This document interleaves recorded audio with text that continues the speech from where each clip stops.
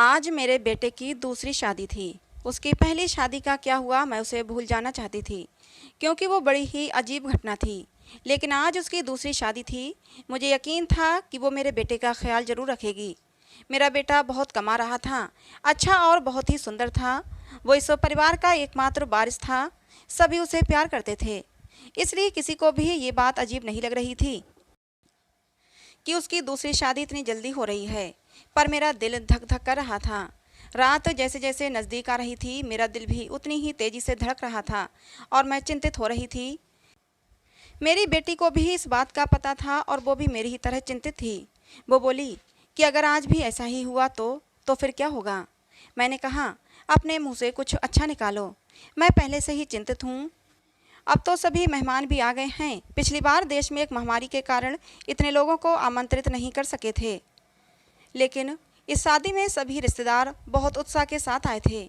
इसलिए लोग पिछली शादी के बारे में ज़्यादा नहीं जानते थे और ये भी नहीं जानते थे कि ऐसा क्या हुआ कि उन्हें फिर से शादी करनी पड़ी। मेरा बेटा भी खुश था, कोई समस्या नहीं थी, क्योंकि उसकी ये पत्नी पहली पत्नी से कहीं ज़्यादा खूबसूरत थी और उम्र में भी छोटी थी, तो उसे तो खुश होना ही चाहिए था। सर्दी का मौसम था, ज़्यादातर मेहमान घर में ठहरे हुए थे। समारोह बाहर हो रहा था, नाच गाना चल रहा था, लोग आपस में हंसी मजाक कर रहे थे। मैंने अपनी जेठानी से कहा, दुल्हन दूसरे शहर से आई है, बहुत थक गई होगी, मुझे लगता है उसे दूल्हे के कमरे में नहीं भेजना चाहिए। मेरी जेठानी ने कहा, तुम्हें क्या हो गया है, उनकी अभी अभी शादी हुई है और तुम हो कि उनकी रात खराब करना चाहती हो। मानती हूँ शादी ब्याह में थकावट हो ही जाती है, लेकिन नया खून है, कॉफ़ी शॉफ़ी पिला दो, फ्रेश हो जाएंगे और फिर सुबह रिसेप्शन भी तो है। मैं बोली, वो थक जाएगी बेचारी। मेरी जेठानी ने कहा कि आजकल कोई भी इतना नहीं थकता, लड़कियों को तो अपनी शादी का बहुत शौक होता है, उसे अपने बेटे के कमरे में भेज दो। अब रात के 12 बज गए हैं, सुबह उठकर तैयार भी तो होना है। मुझे नहीं पता कि तुम इतना टाइम क्यों लगा रही हो, सभी रस्में हो चुकी हैं, हर कोई नाच गाकर थक गया है, बेचारी दुल्हन भी कमरे में जाना चाहती है। मेरी जेठानी तो वैसे भी बाल की खाल निकालने में माहिर थीं, सबसे बड़ी थीं, इसलिए सोचा इनसे सलाह मशवरा कर लूं। लेकिन उन्होंने मुझे ही अपनी बातें बता दी और फिर उसने खुद ही कहा कि अब दुल्हन कमरे में जाएगी। दुल्हन को कमरे में ले जाया गया। बाकी सबको कमरे से निकालकर मैं थोड़ी देर दुल्हन के पास ही बैठ गई। मैंने कहा, बेटा, तुम अपने परिवार में सबसे बड़ी हो, तुम बहुत ही धैर्यवान लड़की हो, इसलिए मैं तुम्हें पसंद करके आई थी। देखो बेटा, जब शादी होती है तो कुछ चीज़ें ऐसी होती हैं जो हमें पसंद नहीं आती, लेकिन मेरी बच्ची, तुम थोड़ा सब्र करना। उसने कहा कि मुझे समझ नहीं आ रहा कि आप क्या कह रही हैं।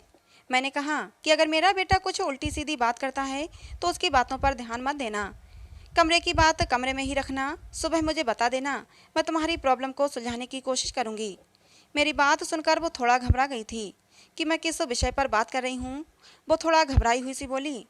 फिर उसने कहा, ठीक है, मैं पूरी कोशिश करूँगी, अब इस घर की इज्जत भी मेरी इज्जत है। मैं दुल्हन का हाथ थपथपाकर बाहर आ गई। सब अपने अपने बिस्तर पर सोने चले गए थे। घर में बहुत सन्नाटा था, क्योंकि सब बहुत थक चुके थे, इसलिए सब सो चुके थे। जाड़े की रातें वैसे भी शांत होती हैं, लेकिन मैं सो नहीं पा रही थी।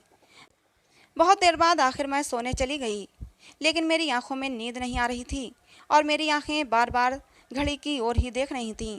काश सुबह जल्दी हो जाती तो मेरी सारी चिंताएं ख़त्म हो जातीं। लेकिन जैसे ही 2:30 बजे मैंने एक ज़ोरदार चीख सुनी और उसके बाद ही मुझे पता चल गया कि अब क्या होने वाला है। उसके बाद बार बार चीखें शुरू हो गईं। ये एक लड़की के चीखने की आवाज़ थी और वो लड़की कौन हो सकती है, मैं अच्छी तरह जानती थी। सभी मेहमान भी धीरे धीरे उठने लगे थे। अचानक मेरे बेटे के कमरे का दरवाज़ा खुला और मेरी बहू पागलों की तरह चीखती हुई बाहर भागी। उसे पता ही नहीं चला कि उसके पास तो दुपट्टा भी नहीं है। अस्त व्यस्त कपड़ों में बाहर भागती हुई आई थी। वो घर से बाहर भाग जाना चाहती थी, जब कुछ औरतों ने उसे पकड़ लिया और कहा, बेटा क्या हो गया, अपने आप को संभालो। सब उसको संभालने लगी, लेकिन वो बेहोश हो गई थी। जब कोई बेहोश होता है तो उस पर पानी के छींटे वगैरह मारे जाते हैं, लेकिन मेरी बहू तो पानी के छींटे मारने पर भी होश में नहीं आ रही थी। उसका पूरा शरीर ठंडा पड़ गया था। उसे फ़ौरन अस्पताल ले जाया गया। मैं उसे अस्पताल ले जाना नहीं चाहती थी, क्योंकि फिर से वही तमाशा बन जाता, लेकिन और कोई चारा भी नहीं था। बेचारी बच्ची किसी भी तरह होश में नहीं आ रही थी। उसके माँ बाप को भी बुला लिया। उन्होंने भी एक दूसरे के कानों में बातें करनी शुरू कर दी। पता नहीं हमारी बेटी को क्या हो गया है, पता नहीं उसके साथ क्या सुलूक किया है। वो सब लोग मुझे अजीब सी नज़रों से देख रहे थे। सवाल ही सवाल थे हर तरफ, और मैं बेचारी परेशान सी हॉस्पिटल में घूम रही थी। मैंने घर आकर अपने बेटे से पूछना चाहा कि अब उसने क्या किया है, तो वो कमरे में ही नहीं था। उसका फ़ोन भी बंद था। कमरे की हालत बिल्कुल नॉर्मल थी। कोई भी ऐसी हरकत नहीं लग रही थी कि जैसे कोई चीज़ टूटी होती या उसने अपनी बीवी पर हाथ उठाया होता। लोगों के सवालों से बचने के लिए शायद मेरा बेटा अरविंद कहीं चला गया था। फिलहाल तो मुझे बहू की फिक्र थी। मैं अस्पताल वापस आ गई। 2-3 घंटे में अस्पताल वालों ने मेरी बहू को छुट्टी दे दी। मेरी बहू हमारे घर नहीं आना चाहती थी। वो बहुत ज़्यादा घबराई हुई थी, लेकिन उसकी माँ ने उसे समझाया कि तुम्हारी ससुराल ही चलते हैं, नहीं तो लोगों को मैं क्या जवाब दूंगी। लोग तरह तरह की बातें बनाएंगे। मैंने भी अपनी बहू को समझाया कि बेटा, सुबह मुँह दिखाई की रस्म पूरी हो जाए फिर अपनी माँ के घर चली जाना, मैं तुम्हें नहीं रोकूंगी। मेरी बात सुनकर मेरी बहू गुस्से में आ गई और बोली, भाड़ में गई आपकी रस्में, मैं आपके घर में एक पल के लिए भी नहीं रुकूंगी। मैं अपने घर जाऊंगी, और मुझे अपने घर जाने से न कोई समाज रोक सकता है न कोई कानून। मैं एक पढ़ी लिखी लड़की हूँ और मुझे अपनी ज़िंदगी अपने तरीके से जीने का हक है। मुझे आपके बेटे के साथ एक पल भी नहीं रहना। मेरी बहू ने अपना फैसला सुना दिया था। मैं चुपचाप आंखों में आंसू लिए उसे देखती रही। ये तो पहले भी हो चुका था, जब अरविंद की पहली शादी हुई थी। मेरी पहली बहू के साथ भी वही हुआ था। वो मेरी पसंदीदा लड़की थी। वो मेरी बेटी की दोस्त थी और वो उसे बहुत पसंद करती थी। वो उसे बहुत खुशी के साथ घर लेकर आई थी। इन लोगों ने हमारा बहुत सहयोग किया था। वो एक अमीर पिता की बेटी थी। वो बहुत अच्छी लड़की थी। मुझे भी उसका घराना अच्छा लगता था। कुछ ही दिनों में मैंने महसूस किया था कि जैसे वो अरविंद को पसंद करने लगी है, और शायद इसीलिए रिश्ता भेजा गया था। लेकिन शादी के बाद उसके साथ भी ऐसा ही हुआ था। शादी की पहली रात वो भी चिल्लाते हुए कमरे से बाहर भागी थी, और उसके बाद मेरे बेटे की शक्ल देखने से भी मना कर दिया था। सबने उसे बहुत समझाया कि बेटा, अपनी ज़िंदगी के बारे में तो सोचो, लेकिन उसने कहा कि मेरी ज़िंदगी तो बर्बाद हो गई है। और अब इस लड़की को भी समझाया जा रहा था, लेकिन वो भी कह रही थी, अगर मैंने नहीं रहना तो मैं नहीं रहूँगी आपके बेटे के साथ। मेरा बेटा भी कोई जवाब नहीं दे रहा था। पता नहीं कहाँ चला गया था। लड़की का बाप बार बार कह रहा था कि उस व्यक्ति को बुलाओ, हम उससे पूछें कि उसने हमारी बेटी के साथ क्या किया है। अरविंद घर आ चुका था। सब उस पर सवालों की बौछार कर रहे थे, लेकिन उसने चुप साध ली थी। कुछ भी नहीं बोल रहा था। थक हार कर सब खामोश हो गए। लड़की के माँ बाप भी अरविंद को भला बुरा और धमका कर चले गए। वो अपनी बेटी को भी साथ ले गए। अच्छा खासा तमाशा हो गया था।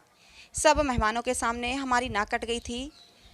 लड़की के माँ बाप ने हमारी बेइज्जती करने में कोई कसर नहीं छोड़ी थी, लेकिन अरविंद अपने मुंह से एक शब्द भी नहीं बोल रहा था। अरविंद के पिता तो पहले ही इस दुनिया से जा चुके थे। सारी बेइज्जती मुझे अकेले ही सहनी पड़ी। घर में जमा लोगों ने भी हमें अच्छी खासी बातें सुना डाली थीं। लड़की की माँ तो काबू में ही नहीं आ रही थी। वो बहुत चीख चीख कर मुझे भला बुरा कह रही थी, लेकिन उसमें उस बेचारी की क्या गलती थी। आखिर उसकी बेटी की ज़िंदगी तबाह हो गई थी। आज खुद को बहुत अकेला महसूस कर रही थी मैं। काश अरविंद के पिता होते तो इतनी जल्दी हिम्मत ना हारती। लोगों के तानों को मैं अकेली ही सुनती रही। अरविंद बड़ा था। अरविंद से छोटी मेरी एक बेटी थी जो कॉलेज में पढ़ती थी। सब लोग आपस में कानाफूसी कर रहे थे। अरविंद को लेकर तरह तरह की कहानियां बनाई जा रही थीं। कोई कह रहा था पता नहीं शायद अरविंद पागल है, तो कोई कह रहा था लगता है अरविंद दिमागी मरीज है, तो कोई कह रहा था पता नहीं उसने नई दुल्हन के साथ ऐसा क्या किया कि वो इतना ज़्यादा डर गई। जितनी मुँह उतनी बातें थीं, लेकिन मेरे पास इन सब का कोई जवाब नहीं था। जब लोगों को असल वजह पता ना हो तो वो खुद की कहानियाँ बना लेते हैं, और ख़ुद की बनाई हुई उल्टी सीधी कहानियाँ सच से कहीं ज़्यादा ख़तरनाक होती हैं। लेकिन समस्या तो ये थी कि सच तो मुझे भी नहीं पता था कि ऐसा क्या था कि सुहागरात को ही मेरी बहुएं मेरे बेटे के कमरे से चीखती हुई भागती थीं। उस लड़की ने भी तो मुझे कुछ नहीं बताया था। मैंने खुद ही अपने मन में सोचा, हो सकता है उसने अपने माँ बाप को कुछ बताया हो।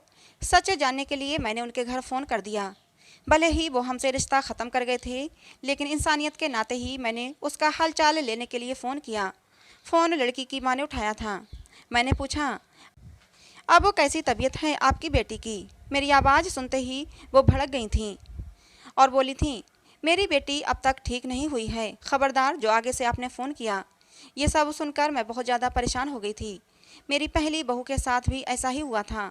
मेरी बेटी ने बताया था कि वो कम से कम 6-7 महीने तक बीमार रही थी। आखिर क्या प्रॉब्लम थी मेरे बेटे को, मुझे कुछ भी समझ नहीं आ रहा था। क्या कमी थी कि उसकी पत्नियां उससे डरकर भाग जाती थीं। अरविंद की बात करूं तो अरविंद बहुत ही सीधा साधा सा बच्चा था। बचपन से ही कम बोलने वाला था, लेकिन उसके अंदर कोई भी हरकत ऐसी नहीं थी जो अब नॉर्मल होती। अरविंद मेरी पहली संतान थी। हमने उसे बहुत ही लाड प्यार से पाला था, लेकिन हमारे इतना लाड प्यार देने से भी वो बिगड़ा नहीं था। हाँ, उसे अपनी सुंदरता पर घमंड जरूर था। वो कहता, मेरी खूबसूरती और स्मार्टनेस के आगे सब पानी भरते हैं। उसको पहनने ओढ़ने का बहुत शौक था। अच्छी अच्छी ब्रांडेड चीज़ें पहनता, पढ़ाई में भी अच्छा था, नौकरी भी टाइम से कर ली थी। अपनी बहन के लिए भी एक जिम्मेदार भाई था। अपनी बहन श्रुति को कॉलेज लेकर जाता और वापस लेकर घर आता। घर में खर्च के लिए पैसे भी देता। कभी मुझसे ऊंची आवाज़ में बात नहीं करता। उसके दोस्त भी कोई ऐसे नहीं थे जो मैं कहती कि गलत संगत में पड़ गया है। कोई नशा वगैरह भी नहीं करता था। बस उसके कुछ गिने चुने ही दोस्त थे। ये सबसे अच्छा दोस्त था जो बाहर विदेश में रहता था। कभी कभी उससे फ़ोन पर बात भी होती थी। मुझसे भी अपने दोस्त की बात करवाता था।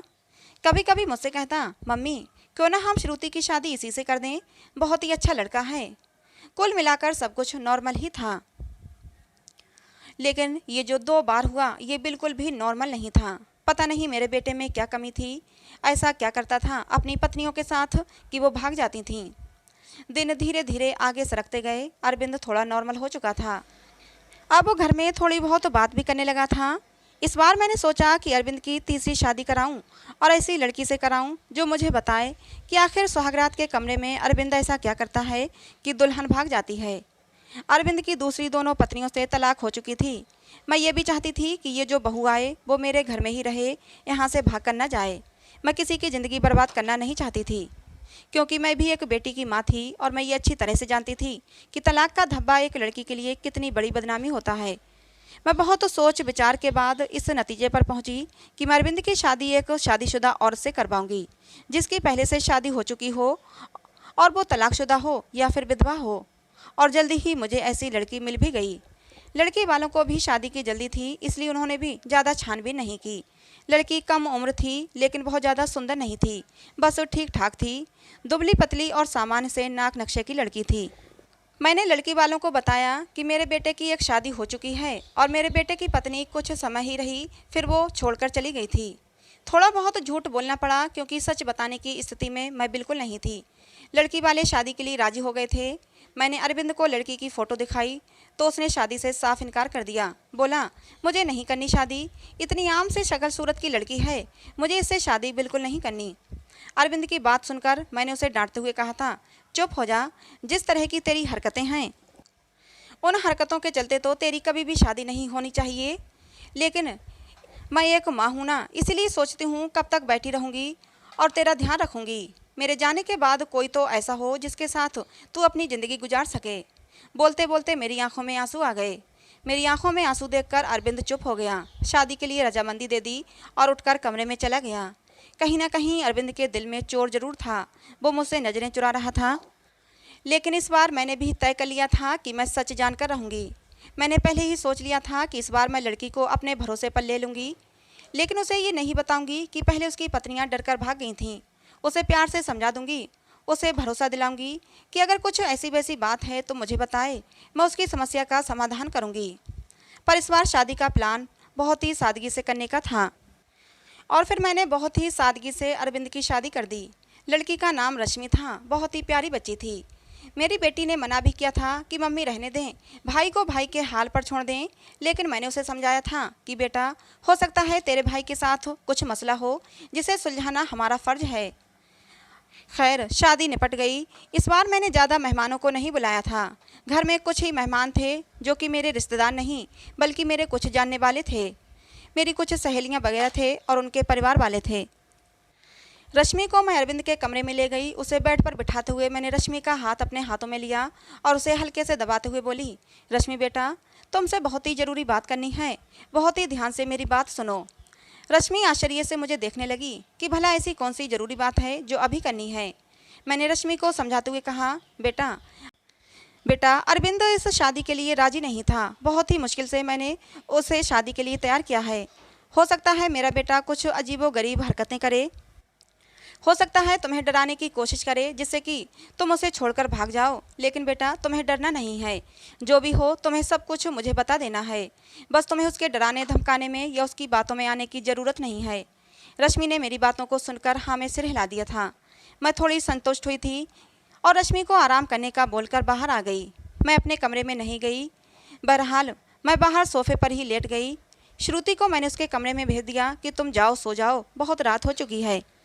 श्रुति कमरे में जा चुकी थी, लेकिन जाते जाते उसने कहा था कि मम्मी जी, आप जो भी कर रहे हैं गलत कर रहे हैं। आप भी हर समस्या का हल सिर्फ शादी ही समझती हैं।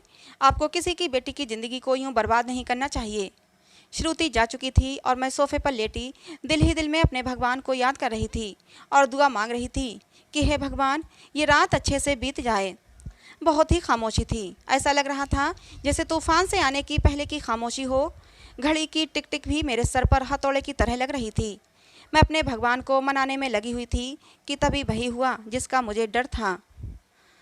रश्मि चीखते हुए बाहर आई थी और पागलों की तरह घर के बाहर भाग जाना चाहती थी। मैंने जैसे तैसे करके उसे बाहर गेट के अंदर लिया था। मैंने उसे जैसे तैसे समझाकर थोड़ा शांत किया था। वो कुछ बोलने की स्थिति में नहीं थी। जब थोड़ा शांत हुई तो बदहवासी में बोली कि आपको अपने बेटे की पहले मेडिकल जांच करानी चाहिए थी। अगर आप ऐसा करा लेती तो आपको और मुझे ये दिन देखना नहीं पड़ता। रश्मि तो बहुत ही समझदार थी। उसके पास तो कोई दूसरा ऑप्शन भी नहीं था। वो तो हर हाल में इस शादी को निभाने की सोचती। लेकिन रश्मि ने भी इस रिश्ते को नहीं निभाया और वो अरविंद को छोड़कर चली गई। दूसरे दिन रश्मि के घर से फ़ोन आया कि अपने बेटे से कहकर हमारी बेटी को तलाक दिलवा दो, नहीं तो हम ये काम अदालत से भी कर सकते हैं। मैं सदमे की हालत में फ़ोन पकड़े वहीं सोफे पर बैठ गई। यानी कि अब अरविंद को कोई मजबूरी में भी अपनाने के लिए तैयार नहीं था। पहले मैं जो बहुएं लाई थी वो अमीर घराने की और सुंदर पढ़ी लिखी थी, लेकिन रश्मि तो विधवा थी, गरीब घराने की थी और बहुत ज़्यादा सुंदर भी नहीं थी। रश्मि को मैंने पहले ही सब कुछ समझा भी दिया था और तब भी वो इतना ज़्यादा बदहवास हो गई थी। आखिर ऐसी क्या कमी थी मेरे बेटे में? हम जो जेवरात दुल्हन को देते थे, दुल्हन के घर वाले शादी के दूसरे ही दिन वापस कर देते थे। मैं तो दहेज भी नहीं लेती थी। फिर आखिर ऐसा क्या था कि ऐसे खूबसूरत पढ़े लिखे और अमीर लड़के को छोड़कर भी लड़कियां भाग जाती थीं? मेरा दिमाग सोच सोच कर फटा जा रहा था। कैसे पता लगाऊं कि आखिर बात क्या है? अरविंद भी अपने मुंह से कुछ कहने को तैयार नहीं था। जब भी इस बारे में कुछ बात करने की कोशिश करती तो वो उठकर बाहर चला जाता, मुझे बात करने का मौका ही नहीं देता। लेकिन अब मैं हर वक्त तो अरविंद पर नज़र रखने लगी थी, उसकी एक एक हरकत पर ध्यान देती। शायद कुछ तो ऐसा सबूत मिले जिससे मैं सुराग लगा सकूं, सच जान सकूं कि आखिर सच्चाई क्या है। लेकिन उसके हाव भाव से कभी ऐसा लगा ही नहीं कि उसमें कुछ अबनॉर्मल भी है। एकदम नॉर्मल लड़कों की तरह था जैसे और लड़के होते हैं। एकदम नॉर्मल लड़कों की तरह था जैसे और लड़के होते हैं। मुझे कोई भी रास्ता दिखाई नहीं दे रहा था। एक दिन तंग आकर मैंने अरविंद के दोस्त को फ़ोन लगाया, उसी विदेश में रहने वाले दोस्त को। मैंने पूछा, नितिन, तुम अरविंद के इकलौते दोस्त हो जिससे अरविंद अपने दिल की सारी बातें करता है। मुझे अरविंद के बारे में सब कुछ बताओ। उसने अपने जीवन के बारे में तुम्हें ज़रूर कुछ ना कुछ बताया होगा। लेकिन ये सुनकर तो मैं हैरान हो गई कि उसने अपने दोस्त को अपने बारे में कुछ भी नहीं बताया था। और बस यही बात मुझे बहुत अजीब लगी कि उसने अपने दोस्त को यह भी नहीं बताया कि मेरी 3 शादियां हो चुकी हैं और मेरी तीनों पत्नियां मुझे छोड़कर भाग गई हैं। लेकिन उसने ये बात अपने दोस्त को नहीं बताई जो कि उसका सबसे अच्छा दोस्त था। ये मुझे काफ़ी अजीब लग रहा था। लेकिन शायद उसने नहीं बताया हो क्योंकि वो शर्मिंदा होना नहीं चाहता होगा। शादी की रात ही पत्नी का भाग जाना, वो भी 3-3 पत्नियों का। धीरे धीरे 6 महीने और गुजर गए। घर में सब कुछ नॉर्मल चल रहा था, लेकिन अरविंद को लेकर मैं बहुत ज़्यादा परेशान थी। ऐसा क्या था जो दुल्हन शादी की रात को ही भाग जाती थी? मैंने एक बार फिर से अरविंद की शादी के लिए सोचा और इस बार मैंने ठान लिया कि सच्चाई जानकर ही रहूँगी। इस बार मैंने लड़की को सब कुछ बता दिया, कुछ भी नहीं छुपाया। और लड़की भी किसी ऐसे घर से लाई थी जिसे शादी की सख्त ज़रूरत थी, क्योंकि ये लोग बहुत ही गरीब थे और उसके घर में उसके 2 छोटे भाई थे। मैंने कहा, तुम्हारे दोनों भाइयों की पढ़ाई की जिम्मेदारी मेरे ऊपर है और शादी में भी आप लोगों को कुछ भी खर्च नहीं करना पड़ेगा। लड़की को तो मैंने राजी कर लिया था, लड़की के माँ बाप भी राजी हो गए। लेकिन मैंने ये बात लड़की के माता पिता को नहीं बताई थी, बस लड़की को बता दी थी। लड़की थोड़ी घबराई हुई थी क्योंकि मैंने शादी से पहले ही सारी बातें लड़की को समझा दी थीं। पहले तो वो बहुत ज़्यादा डर गई, फिर खुद को संभालते हुए बोली कि कुछ भी हो, मैं इस शादी के लिए तैयार हूँ। अगर मेरे थोड़े से त्याग से मेरे भाइयों की ज़िंदगी बनती है तो उसमें बुराई क्या है। जो कुछ भी होगा उसे सहन करूँगी। और वैसे भी सारे समझौते औरतों को ही करने पड़ते हैं। लड़की, जिसका नाम सुमन था, भले ही गरीब घर की थी लेकिन बहुत ही संस्कारी और समझदार लगी मुझे। दिल ही दिल में खुश हुई कि अगर सुमन मेरी बहू बनती है और मेरे घर में टिकी रहती है तो ये मेरे लिए बहुत ही सौभाग्य की बात होगी। संस्कारी होने के साथ साथ सुमन बहुत ही खूबसूरत भी थी। इस बार शादी मंदिर में हुई थी, सब कुछ ठीक था और हैरानी की बात तो ये थी कि रात भी गुजर चुकी थी और सुबह हो चुकी थी। सुबह होते ही मैंने कमरे का दरवाज़ा खटखटाया लेकिन किसी ने दरवाज़ा नहीं खोला। मैं बहुत परेशान थी, कोई दरवाज़ा नहीं खोल रहा था। थोड़ी देर बाद कमरे की दूसरी चाबी लेकर आई और मैंने खुद ही दरवाज़ा खोला। कमरे के अंदर का दृश्य देखकर मेरी चीख निकल गई, क्योंकि मेरी बहू बेहोश पड़ी थी। अरविंद कमरे में कहीं भी नज़र नहीं आ रहा था, शायद बाथरूम में था। मैंने जल्दी से डॉक्टर को बुलाया।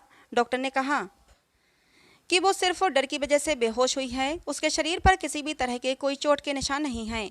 अरविंद के चेहरे से भी चिंता झलक रही थी। ऐसा लगता था कि जैसे वो भी परेशान है इन सब हालातों से। अच्छे से चेकअप करने के बाद और कुछ दवाइयाँ देकर डॉक्टर साहब चले गए थे। डॉक्टर ने कहा था कि सुमन को जल्दी ही होश आ जाएगा। अरविंद भी तैयार होकर अपने ऑफिस के लिए निकल गया था। मैं सुमन के पास ही बैठी रही। थोड़ी देर में सुमन ने आंखें खोल दी थीं। होश में आते ही वो बाहर की तरफ भागी थी, ये कहते हुए कि मुझे यहाँ नहीं रहना, मुझे अपने घर जाना है, अपने मम्मी पापा के पास। मैंने सुमन का हाथ पकड़ लिया। सुमन, तुम ऐसा नहीं कर सकती। मैंने तो तुम्हें सारी सच्चाई बता दी थी और तुम मान भी गई थी, फिर तुम अब ऐसा क्यों कह रही हो। लेकिन सुमन मेरी कुछ भी सुनने को तैयार नहीं थी। रोते हुए बोली, आंटी जी मुझे माफ़ कर दो, मैं मजबूर हूँ, मैं यहाँ नहीं रह सकती। आप बेफिक्र रहें, मैं अपने मम्मी पापा को कुछ नहीं बताऊंगी, सब कुछ हैंडल कर लूँगी। बस आप मुझे इस घर में रहने को ना कहें। लेकिन सुमन, मुझे बताओ तो सही, आखिर ऐसा क्या हुआ था, मैं सच जानना चाहती हूँ। सुमन, तुमने मुझसे वादा किया था कि तुम अरविंद की सच्चाई मुझे ज़रूर बताओगी। आंटी, अरविंद के बारे में मैं कुछ नहीं बता सकती। अगर मैंने अरविंद के बारे में बोला तो वो मुझे जान से मार देगा। मुझे अपनी जान की परवाह नहीं है, लेकिन अरविंद मेरे भाइयों को भी नहीं छोड़ेगा। प्लीज़ मुझे जाने दें।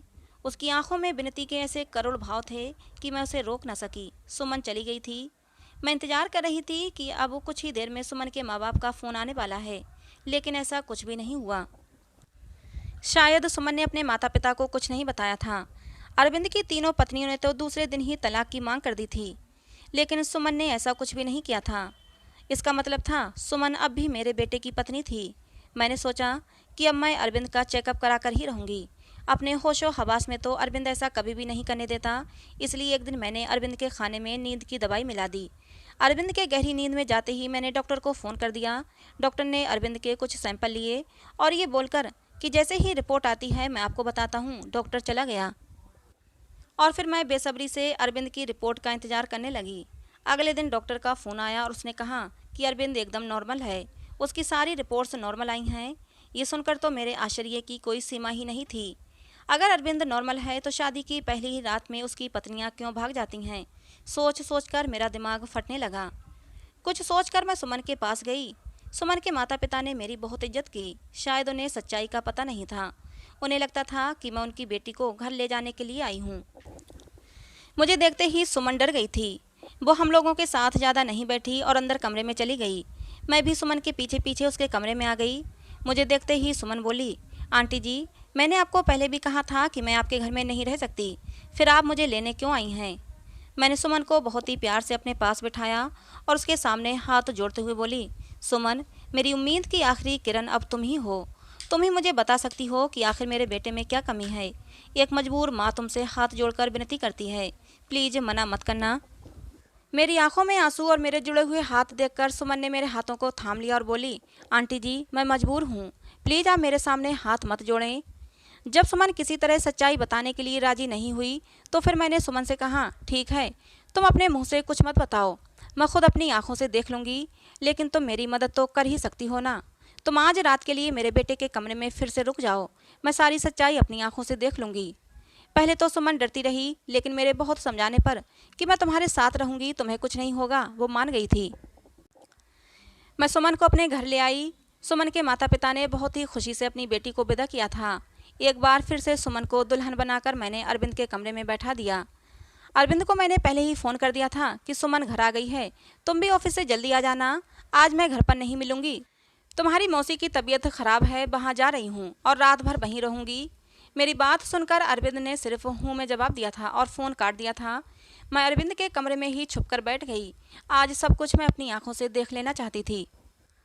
कुछ ही देर में दरवाज़ा खुला था और अंदर कमरे में अरविंद दाखिल हुआ। उसने एक नज़र सजी संवरी बैठी सुमन पर डाली थी और बिना कुछ कहे बाथरूम में घुस गया था। सुमन डरी सहमी सी बैठी थी कि जैसे अभी उठकर भाग जाएगी। मैं भी सांस रोके आने वाली सिचुएशन के लिए खुद को तैयार कर रही थी कि तभी अचानक बाथरूम से किसी औरत के चीखने की आवाज़ें आने लगीं। आवाज़ें सुनते ही सुमन बेड से नीचे उतरकर खड़ी हो गई थी। डर से वो थर थर काँप रही थी। मैं भी हक्का बक्का सी खड़ी थी। अंदर तो अरविंद गया था, फिर ये औरत की आवाज़ क्यों? तभी अरविंद बाहर निकला और अरविंद को देखते ही मैं बेहोश होते होते बची। उसने अपना हुलिया एकदम से बदल लिया था। उसने औरतों जैसे कपड़े पहन रखे थे, बहुत ही बेहुदा सा, या यूं कहिए कि बहुत ही डरावना सा मेकअप कर रखा था। आंखों में जैसे खून उतरा हुआ था। आवाज़ भी लड़की की तरह ही निकाल रहा था। तुमसे मना किया था, मेरी ज़िंदगी में दोबारा मत आना। तुमने मेरी बात नहीं मानी, अब तुम अपनी मौत की खुद जिम्मेदार होगी। बहुत ही भयानक हंसी हंसता हुआ अरविंद सुमन की तरफ बढ़ा था। सुमन चीख मारती हुई मेरे पास आ गई थी। मैं भी बाहर आ गई थी और अरविंद को रोकने की कोशिश कर रही थी। अरविंद, क्या हो गया है तुम्हें? तुम होश में तो हो? अरविंद ने मुझे जोर से धक्का दिया था। कौन अरविंद? परमिला नाम है मेरा। मौका देखकर सुमन कमरे से भाग गई थी। इससे पहले अरविंद फिर से मेरे पास आता, मैं भी कमरे से बाहर निकली और कमरे को बाहर से बंद कर दिया। अरविंद की भयानक हंसी मुझे बाहर तक सुनाई दे रही थी। मैं डरी सहमी सुमन को अपने सीने से लगा रखी थी। हालांकि मैं खुद भी बहुत ज़्यादा सख्ते में थी और डरी हुई थी। आंटी जी, मुझे नहीं मरना है। अरविंद मुझे जिंदा नहीं छोड़ेगा। उसने मुझसे कहा था अगर मैंने किसी को कुछ बताया तो वो मुझे मार डालेगा, साथ में मेरे भाइयों को भी। मुझे और मेरे भाइयों को बचा लो आंटी जी। कुछ नहीं होगा सुमन, शांत हो जाओ, मैं सब कुछ संभाल लूँगी। मेरा दिमाग थोड़ा थोड़ा काम करना शुरू किया तो सबसे पहला ख्याल मेरे दिल में यही आया कि शायद अरविंद पर किसी भूत का साया है। सुमन को मैंने अपने रूम में ही सुला लिया था। सुबह उठते ही सबसे पहले मैंने अपने फैमिली डॉक्टर को फ़ोन किया था। 8 बजे डॉक्टर हमारे घर पर थे। मैंने उन्हें सारे हालात से अवगत कराया। साथ ही मैंने डॉक्टर से ये भी कहा कि मुझे लगता है अरविंद पर किसी भूत का साया है। मेरी बात सुनकर डॉक्टर ने कहा था मुझे नहीं लगता ये किसी भूत का साया है, मुझे तो अरविंद एक दिमागी मरीज लगता है। उस पर पागलपन के दौरे पड़ते हैं। ऐसे मरीज किसी मूवी या किसी कहानी में डूब जाते हैं और उसी के कैरेक्टर में खुद को उतार लेते हैं। लेकिन आप टेंशन ना लें, इस मर्ज का इलाज है। अपनों के प्यार से और कुछ दवाइयों के जरिए मरीज ठीक हो जाता है। थोड़ा टाइम लगता है बट मरीज बिल्कुल पूरी तरह से ठीक हो जाता है। नई दुल्हन को देखकर अरविंद पर पागलपन के दौरे पड़ते हैं और ये दौरे अरविंद को क्यों पड़ते हैं इसका सुराग उसके कमरे से ही मिलेगा। एक बार सुराग हाथ लग जाएगा तो उसका इलाज हम अच्छे से कर सकेंगे। डॉक्टर मुझे तसल्ली देकर चले गए थे। सुमन जाग चुकी थी। रात से थोड़ा सामान्य लग रही थी। मैंने उसे नाश्ता कराया। नाश्ता करते हुए सुमन बोली कि मुझे लगता है अब मुझे अपने घर चले जाना चाहिए। सुमन के सर पर प्यार से हाथ फेरते हुए मैं बोली, सुमन बेटा, सबसे पहले तो तुम मुझे आंटी कहना बंद करो, तुम मुझे मम्मी जी कहो। और दूसरी बात, अब यही तुम्हारा घर है। इतना सब कुछ अपनी आंखों से देखने के बाद भी आप ये कैसे कह सकती हैं? सुमन ने हैरानी से पूछा। मैंने सुमन से कहा, अभी डॉक्टर से मेरी बात हुई है, अरविंद बिल्कुल ठीक हो जाएगा। बस उसे थोड़े से प्यार और थोड़ी सी देखभाल की ज़रूरत है जो हम दोनों मिलकर उसे देंगे। मेरा यकीन करो, अरविंद बहुत ही अच्छा लड़का है, तुम्हें बहुत ही प्यार से रखेगा। मेरे बहुत देर तक समझाने पर और अपने माँ बाप के हालात को देखते हुए सुमन राजी हो गई थी। मैंने बहुत ही प्यार से सुमन से कहा था, सुमन बेटा, अब तो एक बार मुझे मम्मी जी कहो। और सुमन ने मुस्कुराते हुए मुझे मम्मी जी कहा था, जिसे सुनकर मेरे दिल में ठंडक उतर गई थी। मुझे उम्मीद की किरण नजर आई थी कि मेरा बेटा ठीक हो जाएगा, उसका भी घर बस जाएगा। 10 बजे के करीब अरविंद के दरवाजे पर खटखट की आवाज़ आई थी। मैंने कांपते हाथों से दरवाज़ा खोला था। सुमन को मैंने अपने कमरे में भेज दिया था। अरविंद एकदम तरोताज़ा तैयार खड़ा था। मुझे देखते ही नाराज़गी से बोला, क्या मम्मी जी, मेरा दरवाज़ा बाहर से बंद किसने कर दिया? मुझे ऑफिस के लिए लेट हो रहा है। मैंने एकदम नॉर्मली ही बात की थी। बोली, पता नहीं बेटा कैसे बंद हो गया, चलो तुम नाश्ता कर लो। मैंने उस पर कुछ भी जाहिर नहीं होने दिया। अरविंद ने नाश्ता किया और ऑफिस के लिए निकल गया। अरविंद के ऑफिस से निकलते ही सबसे पहले मैं अरविंद के कमरे में गई और उसकी तलाशी ली। मुझे ज़्यादा मेहनत नहीं करनी पड़ी। सामने ही बेड पर मुझे कुछ किताबें दिखीं। सुमन भी अब मेरे पास आ चुकी थी। सारी किताबें सेम थीं। सब किताबों में एक ही उपन्यास था जिसमें कोई परमिला नाम की लड़की थी। शादी की रात ही उसके पति ने उसे कमरे से धक्के देकर बाहर निकाल दिया था और अगले ही दिन दूसरी दुल्हन ले आया था। परमिला धीरे धीरे दिमागी मरीजा बन गई थी। दुल्हन को देखते ही उस पर दौरे पड़ने लगते थे। अब तो किसी शादी में दुल्हन को देखती तो उसे मारने के लिए भागती थी।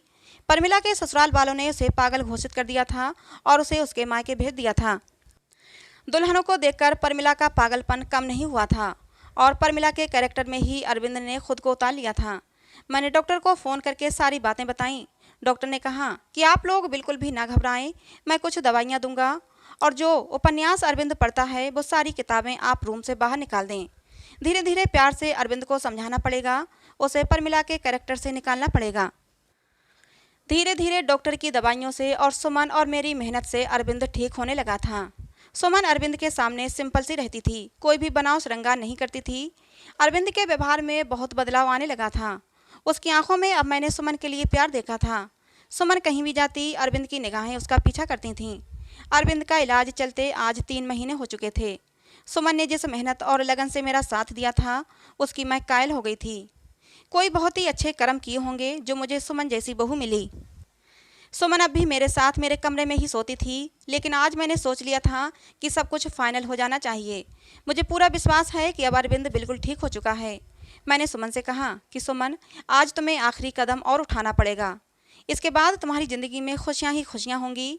सुमन नासमझी से मेरी तरफ देखने लगी। फिर मैंने उसे समझाया कि सुमन, आज तुम्हें दुल्हन बनकर अरविंद के कमरे में बैठना होगा। मेरी बात सुनकर सुमन डर गई थी, लेकिन फिर जल्दी ही संभल भी गई।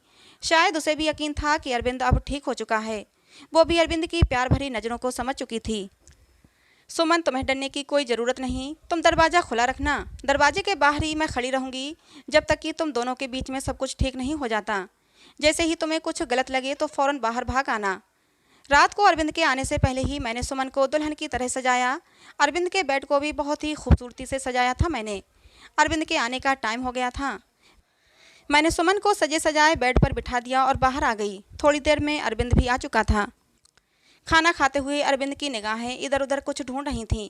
मैं समझ गई थी कि अरविंद किसे ढूंढ रहा है, लेकिन मैं अनजान बनी रही। कुछ देर में अरविंद खुद ही बोला, मम्मी, सुमन कहीं दिखाई नहीं दे रही, क्या कहीं गई हुई है? मेरे बोलने से पहले ही श्रुति बोल पड़ी, भैया, भाभी तो आपके ही। इससे पहले कि श्रुति अपनी बात पूरी करती मैंने उसे चुप करा दिया। मैंने मुस्कुराते हुए कहा, अरविंद, तुम पहले खाना ख़त्म करो, उसके बाद अपने कमरे में जाओ तो तुम्हें अपने सवाल का जवाब मिल जाएगा। खाना खाने के बाद अरविंद अपने कमरे में चला गया। मेरा दिल ज़ोरों से धड़क रहा था। अब पता नहीं क्या होने वाला है। हे भगवान, सब कुछ ठीक हो। मैं भी अरविंद के पीछे पीछे चली और बाहर गेट पर ही रुक गई। मैं अंदर कान लगाकर सुनने की कोशिश कर रही थी कि अंदर सब कुछ ठीक तो है। खड़े खड़े मुझे काफ़ी देर हो गई थी, लेकिन अभी तक अंदर शांति थी। और फिर कुछ ही देर में मुझे सुमन और अरविंद की सरगोशियाँ सुनाई देने लगीं, लेकिन प्यार में डूबी हुई सरगोशियाँ। मैं मुस्कुरा दी। मेरे अंदर तक सुकून उतर गया। मैंने मन ही मन भगवान को धन्यवाद दिया और अपने कमरे में आ गई और सुकून से लेट गई। सुबह मेरी आंख देर से खुली। जल्दी जल्दी उठकर किचन की तरफ भागी तो सुमन को किचन में पहले से मौजूद पाया। मुझे देखकर सुमन के चेहरे पर मुस्कुराहट आ गई। सुमन की झुकी हुई नज़रें और शर्मीली मुस्कुराहट से ही मैं पहचान गई कि सब कुछ ठीक है। मैंने प्यार से सुमन के माथे को चूमते हुए कहा, सुमन बेटा, तुम इतनी सुबह किचन में क्या कर रही हो? सुमन थोड़ा शर्माते हुए बोली, मम्मी जी, वो अरविंद को कॉफ़ी चाहिए थी, वही बना रही थी। सुमन को कॉफ़ी बनाता छोड़कर मैं बाहर हॉल में आ गई और सोफे पर बैठकर मैंने आंखें बंद कर लीं। आज मेरे अरविंद के और सुमन के जीवन में खुशियाँ ही खुशियाँ थीं। भगवान मेरे परिवार को किसी की नज़र ना लगे। तो दोस्तों, आपको हमारी ये कहानी कैसी लगी कमेंट बॉक्स में ज़रूर बताना। पसंद आई हो तो प्लीज़ लाइक करना। ऐसी और कहानियों के लिए हमारे चैनल को सब्सक्राइब करना। मिलते हैं दोस्तों अगली किसी नई कहानी में।